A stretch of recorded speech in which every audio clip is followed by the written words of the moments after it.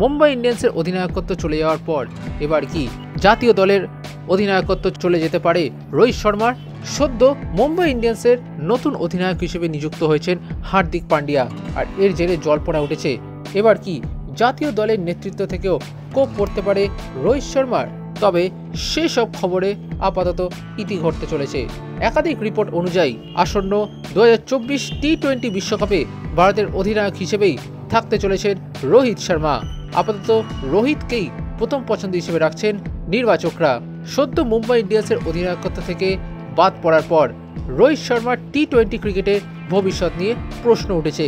এমনকি অনেকে মনে করছেন যে আগামী বছর টি-20 বিশ্বকাপে ভারতকে হয়তো নেতৃত্ব দিতে পারেন মুম্বাই ইন্ডিয়ান্সের নতুন অধিনায়ক হার্দিক পান্ডিয়া।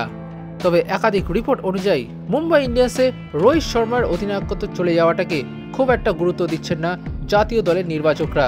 যদিও শেষবার রোহিত টি-20 ম্যাচ খেলেছিলেন 2022 সালের 10ই নভেম্বরে। এমনকি এটাও খবর, যদি রোহিত ও হার্দিক দুজনেই সুস্থ থাকে তাহলে আগামী বছর টি-20 বিশ্বকাপে ভারতকে নেতৃত্ব দেবেন রোহিত শর্মাই। যদিও টি-20 ক্রিকেটে রোহিত শর্মাকে নিয়ে একাধিক প্রশ্ন উঠেছে, বিশেষ করে টি-20 আন্তর্জাতিকে। কিন্তু এক্ষেত্রে 2024 সালে আইপিএলে মার্চ ও এপ্রিল মাসে রোহিতের পারফরমেন্স খুবই গুরুত্বপূর্ণ হবে। যদি রোহিত নিজের দুরন্ত ফর্ম বজায় রাখেন তাহলে টি-20 ফরম্যাটে রোহিতকে নিয়েই ভাবনা চিন্তা করবে টিম ম্যানেজমেন্ট।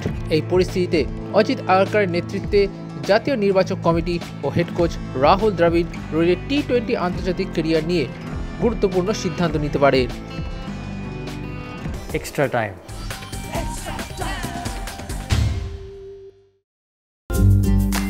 লেটেস্ট নিউজ আর এক্সক্লুসিভ ভিডিওর সঙ্গে আপডেট থাকতে এখনই সাবস্ক্রাইব করুন আমাদের ইউটিউব চ্যানেল। বেল আইকনে ক্লিক করতে ভুলবেন না যেন।